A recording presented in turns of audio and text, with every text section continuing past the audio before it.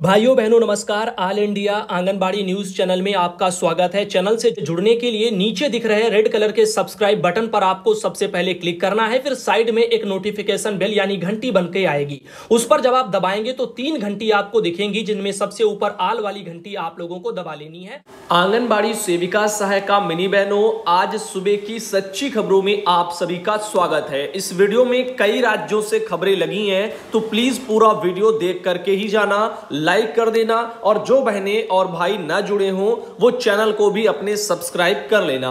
बढ़ते हैं खबरों की तरफ। सबसे पहले आपको बता दें कि उत्तर प्रदेश में बहनों का कल भूख हड़ताल का दूसरा दिन था बदायूं जिले में। तो यहां पर आपको एक तस्वीर दिखा रहे हैं। राजेश कुमार सक्सेना भाई आते हैं बदायूं से और उन्होंने अपने वहां से एक ये मैसेज भी भेजा कि आंगनबाड़ी कार्यकर्ती ने मालवीय आवास गृह पर अपनी मांगों के संबंध में भूख हड़ताल अपनी दूसरे दिन भी जारी रखी है। अखिल भारतीय आंगनबाड़ी कर्मचारी महासभा के बैनर तले आंगनबाड़ी कार्यकर्ता और सहायिका बहनों अपनी जो है लड़ाई को जारी रखे हुए हैं। आगे जो कुछ होगा तो आप सब भाई बहनों को सूचित जरूर किया जाएगा और साथ ही साथ जो भी बदायूं से बहनें आती हैं तो वहां पर सपोर्ट भाई का जरूर करें। शीला मिश्रा बहन आती हैं बाराबंकी से और उन्होंने अपने वहां से एक समस्या भेजी है। हो सकता है यूपी में बाकी बहनों आप सबको भी ऐसे ही समस्या आ रही हो। इनका कहना है सुधांशु भैया, ईश्वर की कृपा सदैव आप पर बनी रहे, आपके परिवार पर भी।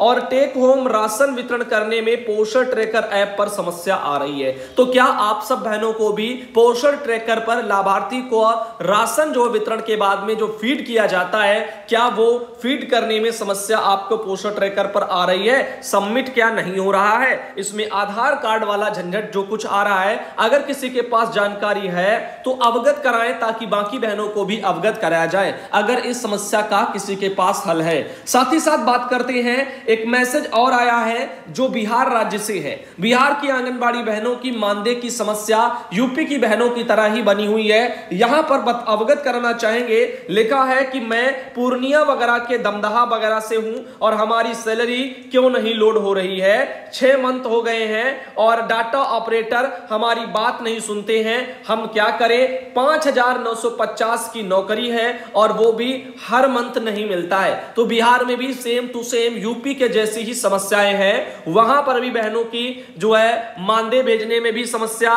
विभाग जो है अपना बना करके रखा हुआ है। बहनों का पैसा समय से नहीं लगा रहा है, इसीलिए बहन कह रही है कि पैसा लोड नहीं हो रहा है। साथ ही बात करते हैं, एक यहां पर अगली जो खबर आपको हम देना चाहेंगे वो मध्य प्रदेश से आ रही है। मध्य प्रदेश में जो बालाघाट जिले से योगिता कावड़े बहन आती हैं, उन्होंने अपने फेसबुक पर कल पोस्ट डाली है बुलंद आवाज नारी शक्ति यूनियन की तरफ से।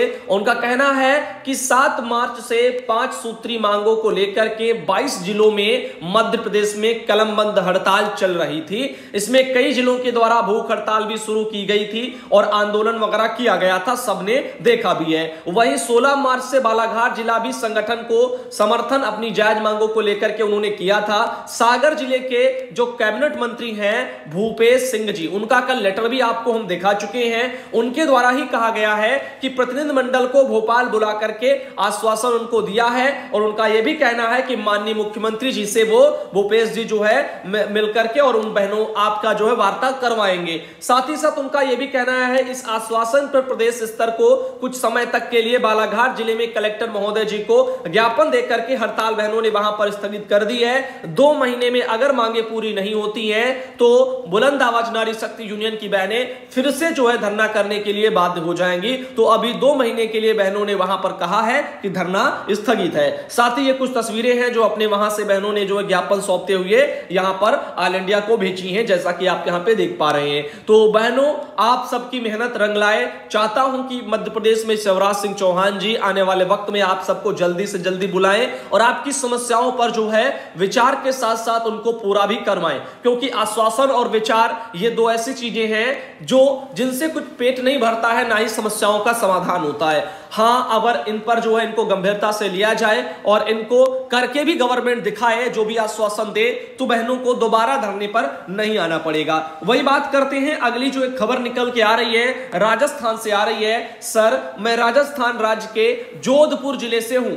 हमारे यहां पर आंगनबाड़ी केंद्र पर पिछले 2-3 महीने से पोषाहार नहीं मिल रहा है, इसका क्या कारण है? अगर आपको जानकारी है तो कृपया बताएं। तो राजस्थान से इस बारे में जानकारी नहीं है, लेकिन आपको सलाह जरूर देना चाहूंगा कि आप अपने उच्चाधिकारियों को अवगत कराएं, अपने सीडीपीओ या फिर डीपीओ जिनसे भी आपका संपर्क हो उनको अवगत कराएं और पूछें, वो आपको स्पष्ट जवाब देंगे। या अगर वो नहीं देना चाहते तो आप आरटीआई लगा करके भी जवाब जो है विभाग से डायरेक्ट निदेशालय से मांग सकते हो। वहीं पर बात करते हैं, अगली एक जो हमारे पास जानकारी आ रही है उसको भी बताएंगे। इसमें लिखा है सीता राय बहन है जो आजमगढ़ के जो है सोहौली से आती हैं, ये एक गांव का नाम है। तो यहां पर उनके सामने कहना है उनका कि हम आज वगैरह मेरे गांव की एक कार्यकर्ती पुष्पा देवी जो है उनको सुबह एक इस नंबर से कॉल आया था और आपके यहां वितरण नहीं हो रहा है, मैं वगैरह हेड जो वगैरह कार्यालय से बोल रहा हूं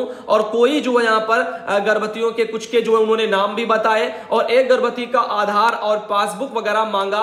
थोड़ी देर बाद ही उस महिला के 10,000 रुपया निकल गया। आपसे प्रार्थना है आप सभी को अपने न्यूज में जो है इसको बताएं। तो ये उनका अपना कहना है। फिलहाल जो ऑल इंडिया चैनल देखती हैं उन सब बहनों को पहले से पता है और वो जागरूक हैं, उनके सामने ऐसी दिक्कतें नहीं आती हैं। अब कोई अगर वीडियो ही ना देख रहा हो, अब अलग बैठा हो, उसको कोई पता ही जाता नहीं है क्या चल रहा है इस समय, क्या नहीं चल रहा है, कैसे लोग ठगते हैं, तो जागरूकता नहीं है ऐसे लोगों के पास में और अक्सर वही ठगी का शिकार हो जाते हैं। वरना ऑल इंडिया ने कई बार बताया आप सबको कि विभाग में चाहे कोई भले कह दे हम डीएम बोल रहे हैं, मुख्यमंत्री बोल रहे हैं और आपसे कहे आप ये दो वो दो खाते से रिलेटेड, तो आप कुछ भी ना दो, ना ही अपना ना ही अपने लाभार्थियों का, अन्यथा ठगी का शिकार आप हो जाएंगे।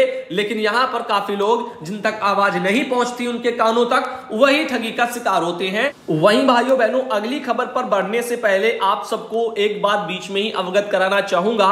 आज दोपहर में जो वीडियो आएगा उसमें उत्तर प्रदेश में प्रमोशन को लेकर के अभी एक नया सरकारी आदेश जारी हुआ है उत्तर प्रदेश में, उसको दिखाया जाएगा। प्लीज दोपहर 12 बजे तैयार रहना, बहुत ही बढ़िया सा एक वीडियो लाने वाले हैं। खैर, आज के इस वीडियो को भी अभी एंजॉय करिए। यहां पर 21 अप्रैल को बहराइच में जागरण की तरफ से एक पोस्ट निकाली गई है और इस पोस्ट को जान करके भी आप थोड़ा हैरान हो जाएंगे क्योंकि इसमें छपा ही कुछ ऐसा है। निरीक्षण में मुख्य विकास अधिकारी को मिली खामियां, कार्रवाई भी तय। चलो यहां तक तो सब ठीक है। सामुदायिक शौचालय की टूटी टाइल्स व गंदगी देखकर बिरफी सीडीपीओ, अभी तक आपने सुना होगा, कुछ भी आपको अचरज नजर नहीं आया होगा, लेकिन अभी हम जैसे जैसे अंदर बढ़ेंगे आप सुनकर के भी हैरान हो जाएंगे कि किसकी जिम्मेदारी और किसके ऊपर ये जो है जिनका जो है ये दोष डाला जा रहा है। लिखा है यहां पर बहोरिया जो है बहोरी कापुर वगैरह गांव है पंचायत, वहां पर चंद माह पहले बने सामुदायिक शौचालय की टूटी टाइल्स और बिफरी गंदगी देख करके मुख्य विकास अधिकारी कविता मीना के तेवर तक थोटे। देखरेख करने वाली स्वयं सहायता समूह की महिला सदस्य को फटकार लगाई।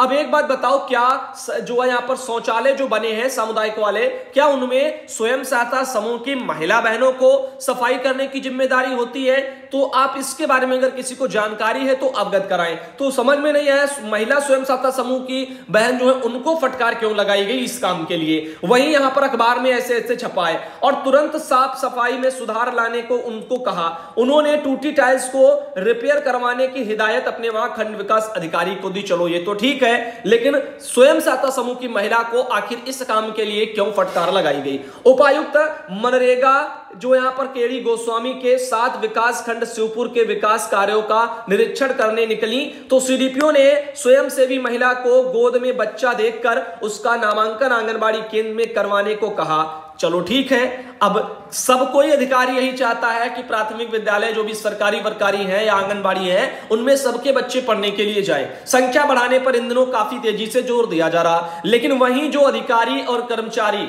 जिनके खुद के बच्चे सरकारी स्कूलों में कभी पढ़ने नहीं जाते, ना ही वो उसमें पढ़ाना चाहते, वो अपने बच्चों को अच्छी शिक्षा के लिए प्राइवेट स्कूल में भेजते हैं। अरे भाई, अगर आप अच्छे हो, आप पढ़ा रहे हो तो कम से कम एटलीस्ट अपने बच्चों को तो पहले अपने सरकारी विद्यालयों में भेजिए और वहां पर आप जो है परिवहन व्यवस्थाओं को सुधारिए। यह सिस्टम ऐसे नहीं बदलेगा। यह कब बदलेगा? जब अधिकारी और कर्मचारी इन सबके बच्चे जब सरकारी स्कूलों में पढ़ेंगे तो सरकारी स्कूलों की दशा ऑटोमेटिक सुधर जाएगी। चाहे गरीब हो चाहे अमीर हो, हर कोई सरकारी स्कूलों की भी तरफ दौड़ेगा। लेकिन ऐसा कभी होता नहीं है आगे, क्योंकि किसी का बच्चा सरकारी स्कूल में पढ़ता है तो उसको कुछ दूसरी नजर से देखा जाता है कि ये फलाने का बच्चा सरकारी स्कूल में पढ़ता है, हमारा तो प्राइवेट वाले में फला फला जगह जा रहा है। इस तरह से चीजें रहती हैं। वहीं आगे चलते और बताते हैं, इनका कहना है आंगनबाड़ी केंद्र के बच्चों को बिस्कुट वितरित उन्होंने वहां पर किया है। तो और जो है यहां पंजीकृत 117 बच्चों में महज 2 की उपस्थिति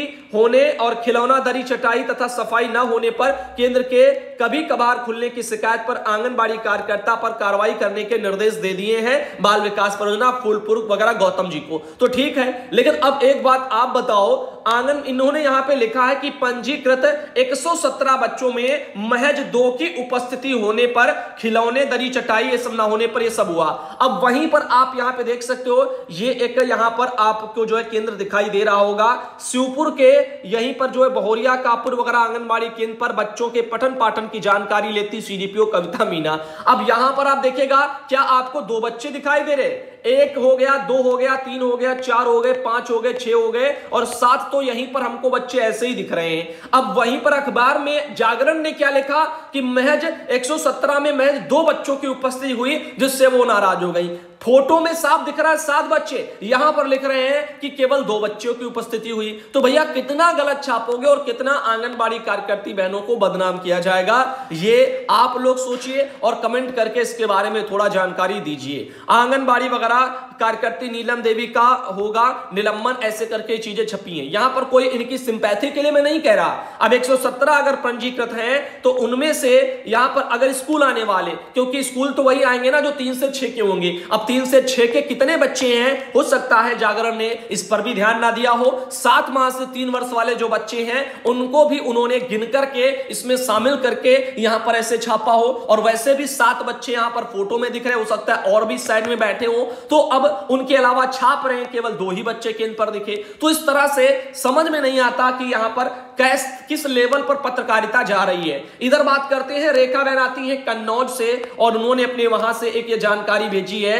आंगनबाड़ी केंद्र बनेंगे अब प्री प्राइमरी स्कूल। तो यहां पर जो है संगीता सिंह जी हैं, जिला बेसिक शिक्षा अधिकारी हैं, उन्होंने अपने वहां पर इसके बारे में कहा है कि निपुण भारत अभियान के तहत पूर्व प्राथमिक कक्षाओं के लिए 3 से 6 साल तक के जो बच्चे हैं उनका चिन्हांकन करके उन्हें आंगनबाड़ी केंद्रों में प्रवेश दिलाया जा रहा है। आंगनबाड़ी कार्यकर्ती के साथ में नोडल शिक्षक इन केंद्रों पर जाकर के बच्चों को अक्षर और जो है वहां पर अंकों का ज्ञान कराएंगे। इससे बुनियादी शिक्षा की नींव और मजबूत होगी, तो कोई इसमें दो राय नहीं है। वही बात करते हैं, परसंदी बहन आती है बुलंदशहर से और उनके वहां से कि उन्होंने फोटो भेजी है। साथ ही ये बहन आती हैं सुनीला जो अलीगढ़ से, उनके द्वारा भी एक फोटो भेजी गई है। और ये बहन आती है ज्ञानमती साहू रायबरेली से, उन्होंने भी एक फोटो भेजी है। और ये है शशि सीतापुर से, इनके द्वारा भी एक फोटो आई है। और ये एक बहन है पुष्पा सीतापुर से, इन्होंने भी अपने वहां से के फोटो भेजी है।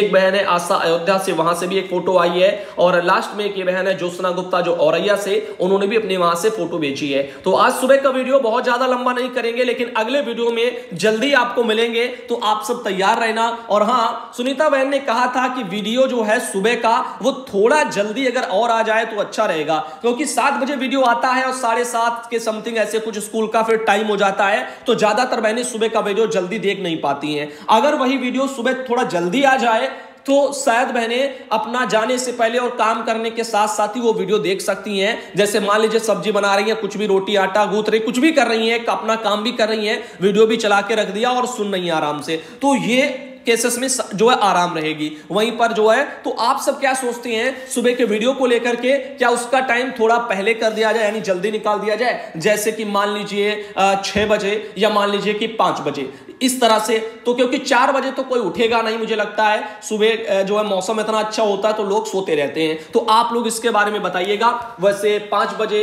या 6 बजे जो भी आपको ठीक लगे तो आप कमेंट करके बता सकते हैं। और बाकी